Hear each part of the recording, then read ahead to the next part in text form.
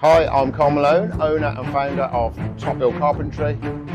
Here at TopBuild, we are manufacturers of bespoke fitted furniture, from understairs storage to understairs wine cellars, wardrobes with lots of different bespoke designs. Nothing is too bespoke for us.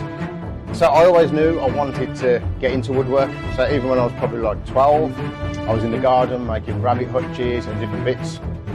My uncle was a carpenter, so that probably led me into the thought path. But I always knew, even like my work experience in school, I went into a joinery workshop. That type of joinery workshop wasn't for me at the time, but I still knew after that I wanted woodwork. So I then went on, done a 3-year apprenticeship with Barratt Homes, got all my advanced qualifications, and then that led into being self-employed on site. And from there, set up my first business.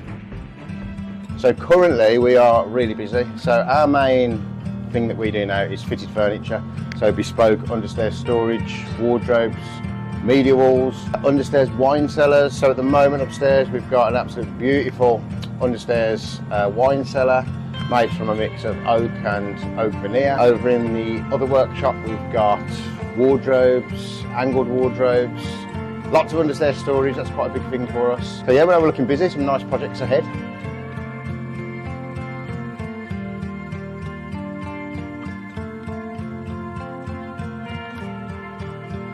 Yeah, so Festool for me, I think thinking back, I can't remember my exact first Festool tool, but I'm pretty sure it was a sander. And since then, as I've added on, I've just become to realise now that the engineering from Festool is incredible. So if I could start again now from today, everything would be Festool for me personally, because I feel like it makes your day so much easier. Like the table saw, for instance, we've had other brands, we've tried them all. Festool, incredible, the precision on it, everything about everything. Festool for me just works.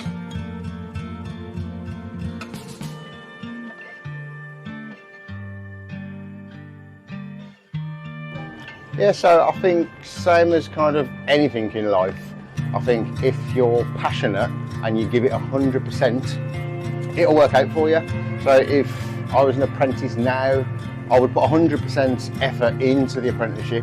I would try and learn as much as possible, so then when you come out of your time and you go self-employed and you're on price work, you're going to be earning better money. When I see an apprentice come in with the right attitude, may not be the best and best skills, but if he's got the attitude, I will put 110% into turning him into the best joiner that we possibly can.